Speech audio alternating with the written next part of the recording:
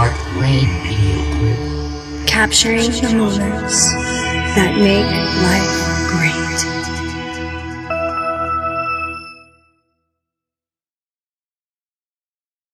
Ladies all around the world, listen up. We're looking for you. The time has come to be unstoppable together. The danger of executive women is worrying we're not enough, obsessed with perfection and failing to perform. You're in the right place. It's now time to be unstoppable together with Connie Fife. She was the director of the United States Chamber of Commerce and CEO of Girl Scouts USA. Sit down, squat down, or lie down. It's time for Up or Out. All business with Connie Fife, your unstoppable diva and chair of the Fife Group, helping women in leadership achieve excellence and be unstoppable together.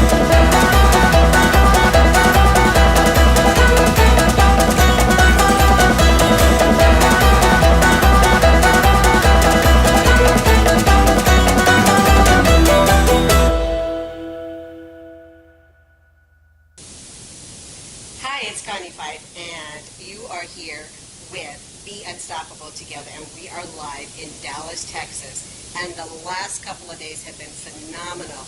We are attending and part of the C-Suite Network, and the rooms are filled with hundreds of CEOs of corporations, entrepreneurial leaders that are all here to share best practices and how we can build our business, increase that bottom line.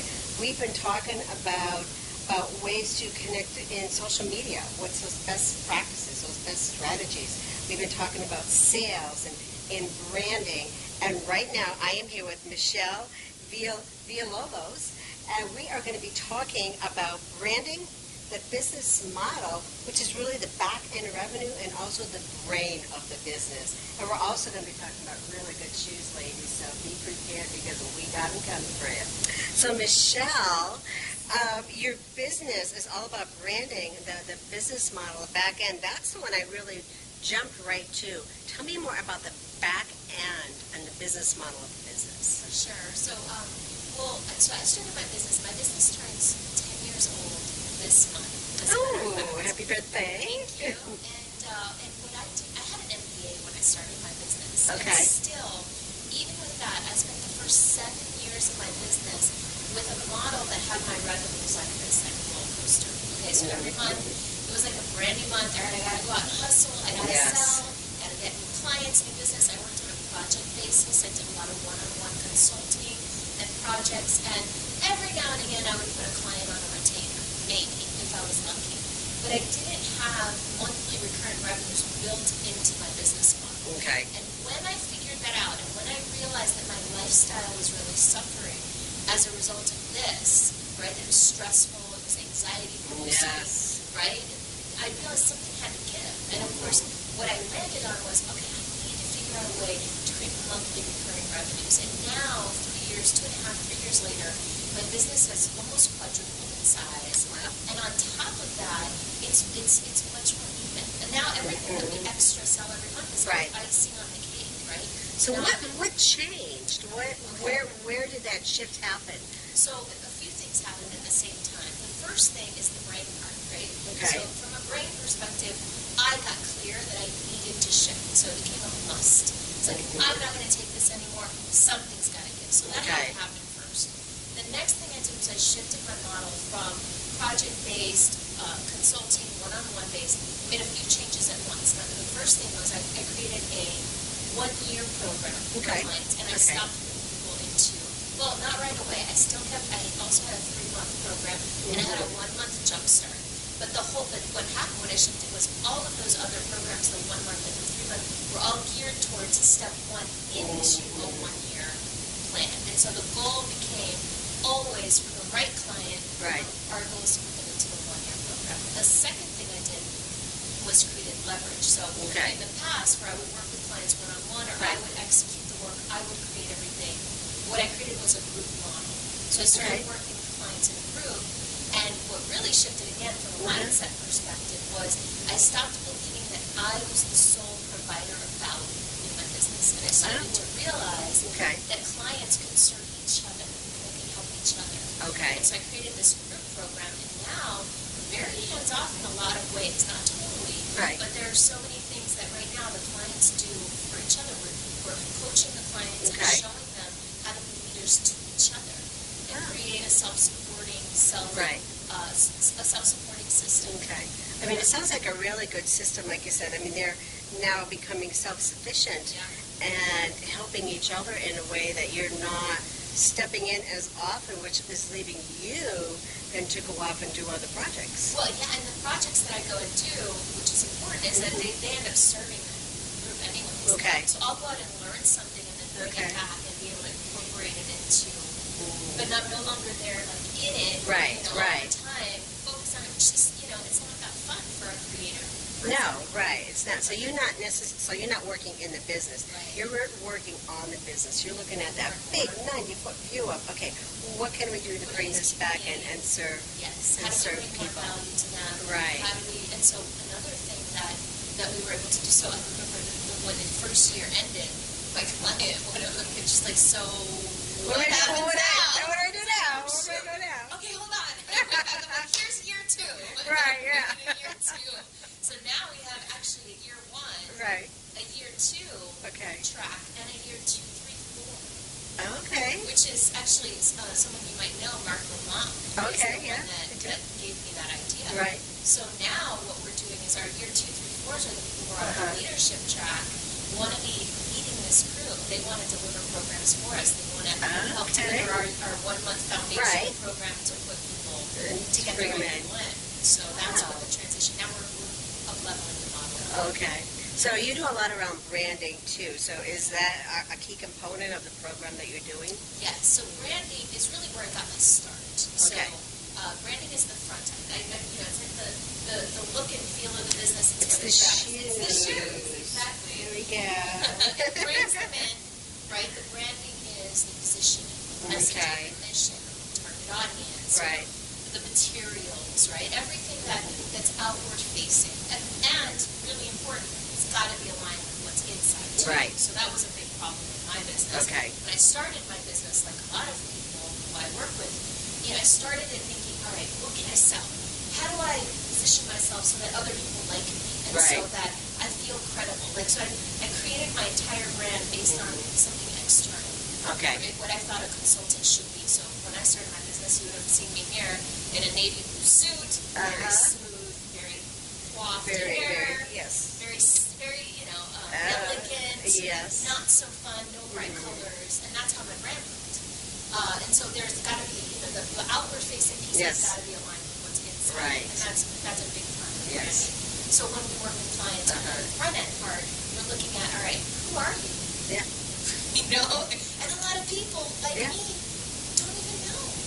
They do. Well, you know what happens, and I know what happened with me is, I know I'm like this wild chick, and I've driven race cars and horses, and Harleys, and I like to get out there. And believe it or not, I have tattoos, and Connie, we I gotta hang out. do.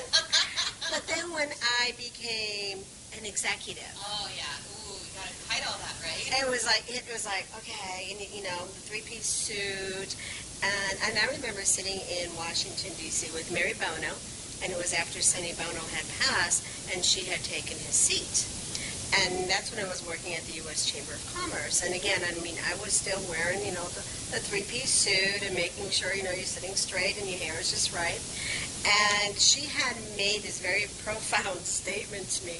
She said, "You're not dressed right." And I can't put anything on. Everything is covered. And she's like, "No, you're not dressed right." She said, "You need 7 articles on your body.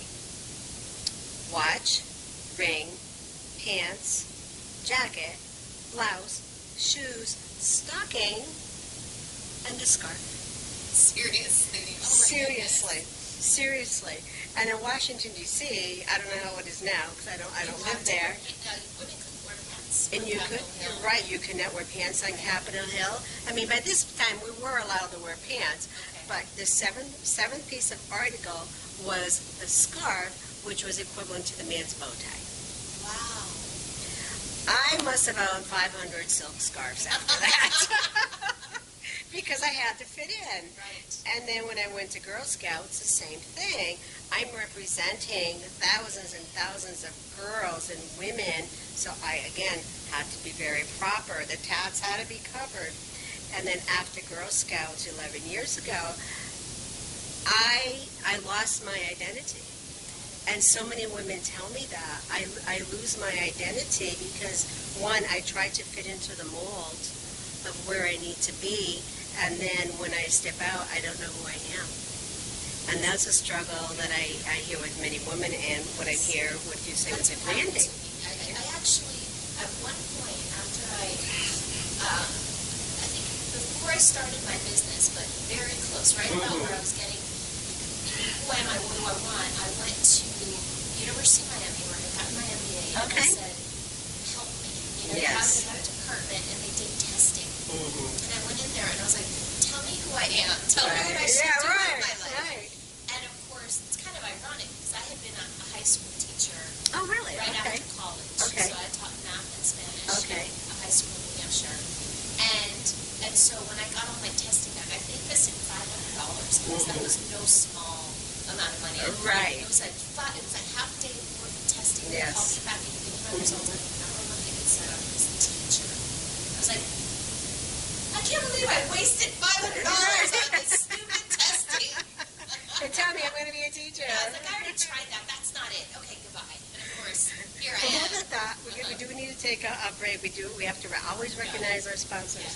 So this is Connie Fife, and you are listening, and you are here with Be Unstoppable Together. And we're just going to take a really short break, and we'll be right back. Hi, this is Connie Five, your unstoppable diva, host of Up Route with Connie. I am thrilled to be a headliner host on the C-Suite Network, where you can grow your brand, grow your tribe, and be unstoppable together. We are the hottest podcast for C-level executives and entrepreneurial leaders. Each week, we interview content leaders on leadership, personal brand, business, and influence. Continue hearing me right here on the C-Suite Network, also on iHeartRadio, SiriusXM, iTunes, and over 900 networks around the globe. Follow me on Facebook, LinkedIn, and Twitter because you don't want to miss any of the good stuff.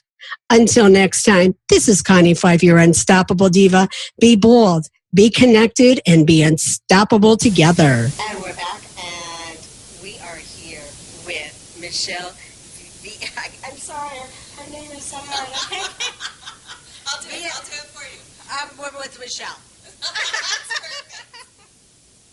Okay, pull this in. Okay, we fix this. Okay. Hey, it's Connie Fife, and we are back, and we're talking with Michelle, and we started talking about the branding, the business model, which was the back-end revenue, and now let's talk about the brain.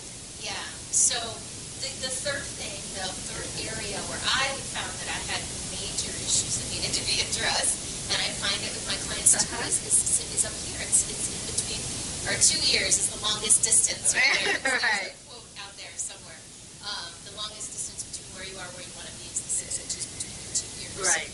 And so, mindset, the beliefs, the attitudes that we grow up with. I'll give you an example that I'm talking about.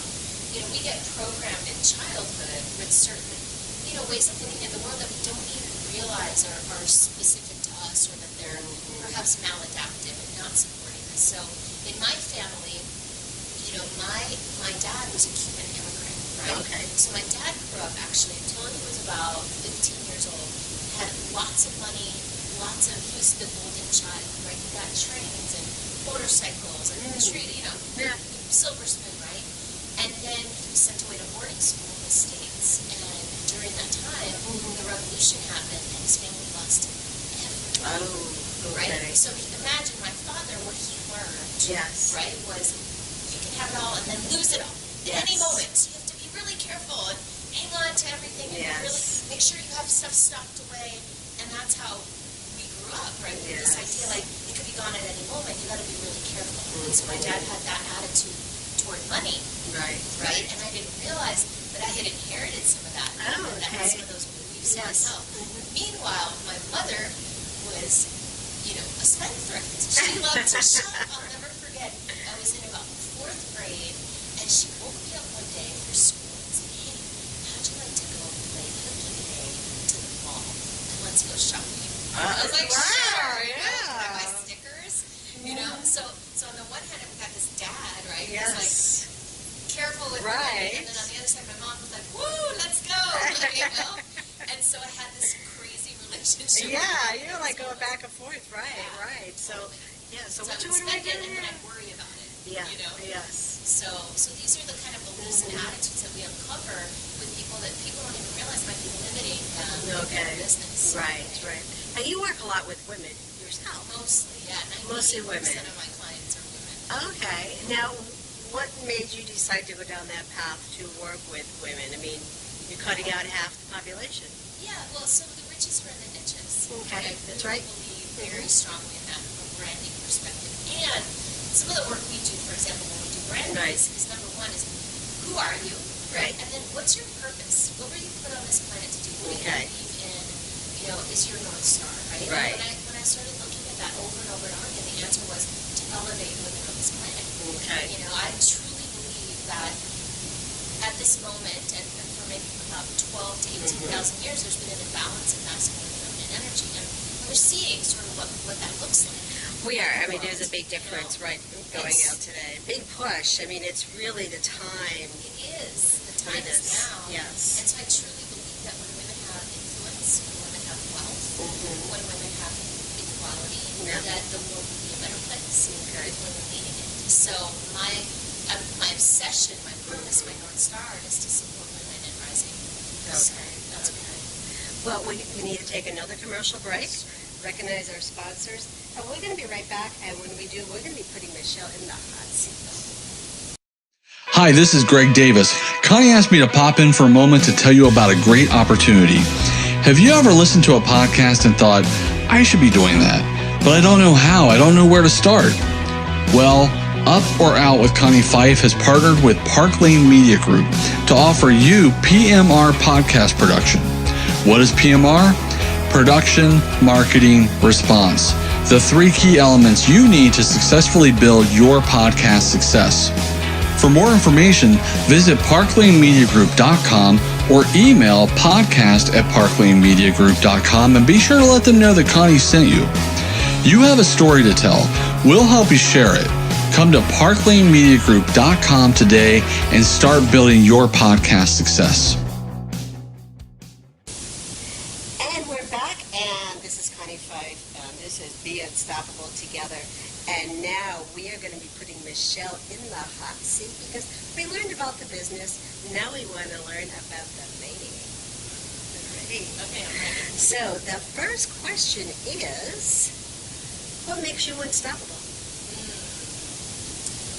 What makes me unstoppable is that I've found my source of energy is really when I'm tapped into and aligned with my greater self, my higher purpose. And when I remember why I'm here and why I do what I do, it makes me, I can move through anything when I do it. Wow, powerful, very powerful message. Is there a person that helps motivate you to keep you going? So I'm a big believer in mentorship, obviously, since I am a mentor, right? So I have to be congruent and aligned with that. So for me, I have multiple people. I have originally the seed of my growth and transformation 3 years ago was me signing up to work with a mentor who I still work with to this day. Okay. And this is super important, who saw me as bigger than I saw myself. Okay. And so that's really important because for a lot of my life, I saw myself bigger than the people around me did. And I thought, I'm meant to do something bigger, meant to do something better. But certain people, like my parents, who just want to protect, right? Are like, hey, take it easy. You don't have to be all that. Like, just, hey, calm down. Right. Whereas this person saw me as bigger. It was like, no, you got to step up. Let's hear it. Let's have it. And so I think that's the mark of a true mentor. Sees you as your highest self. And then calls you to that standard and holds you accountable to that. So Love that, love that. Now, is there a favorite business book that you would recommend? So many. Let's see, a favorite business book. There's recently, Money Master the Game by Tony Robbins was a huge eye-opener for me. And then way back, at the beginning of my journey in this world of personal and business transformation, The 5 Dysfunctions of a Team by Patrick Lencioni. Yes. Love how it's written as a fable, so it's easy to read. He's a very good writer, yes. So Very good writer. And then the leadership, I read everything he wrote after that. Actually, the first book that I remember reading that's a business book written as a fable was The Goal. Oh, okay. The Goal. And that's a fantastic book as well. So I give you 3. Oh, okay. How about a quote? Is there a leadership or a business quote that really just resonates with you? Yeah, well, there are a few of those as well. But I'll just go ahead and quote myself. There you go. Okay. Sell it first, figure it out later. That's what I always tell my clients. Okay, love it. And there's another one. I didn't make this up, but people associate me with it. It's you can't see the label of the jar you're in. Oh, I love that. I've never heard that one. Yeah, that's why you need other people to give you perspective on yourself. Right. I do. I really. And it is true. So true. Other people will give you a perspective for you, so you could see it even larger. And see yourself larger than how you're really looking at yourself or perceiving yourself. So what advice would you give to a woman, young, coming out of college, maybe even just out of high school, but they're just dipping their toe in the water and just trying to figure out who they are and what they want to be when they grow up? So I think my best advice for that age, and the advice that I wish I'd gotten myself, would be to focus on your strengths. So I spent so many years trying to please my parents, trying to please teachers, trying to get A's in school, and really living my life and making decisions from a place of, is this good enough? Will this impress people? Will this lead to more significance and love and connection? Rather than, is this something that brings me joy? Right, okay. And so I didn't even know. And the things that brought me joy were the things that I was like, I can't do that anymore. I'm an adult now. I can't dance and I can't sing and I can't perform. Right? And so, because that was a belief too. Right. You can't make money being an artist or whatever. And so, I say really, we have such an obsession sometimes with focusing on our weaknesses and becoming better. I have to be better at this. I have to do this better. And let me take a class in this because I'm very bad at it. That was my approach to everything. So I ended up building a life for myself that was based on my weaknesses. And that is so true, and that's the one thing that I always say as well, that as women, we thrive so much for perfection, we forget to perform. We forget to perform every time. Well, I want to thank you for being here, and let me see if I can properly introduce you because I just can't get her name down. Michelle Villalobos. You just did it! Michelle Villalobos. Michelle Villalobos. We're going to just keep saying that. But Michelle, let our listeners, let our audience know how they can learn more about you. Sure. Well, you can Google me. And believe it or not, you can even massacre my name, and Google will still find me. So it's Michelle Villalobos if you're a gringo, Villalobos if you like to speak Spanish, and that's Villalobos. You can do MichelleVillalobos.com, and we have all sorts of goodies and different things. Well, thank you for being here again, Michelle Villalobos.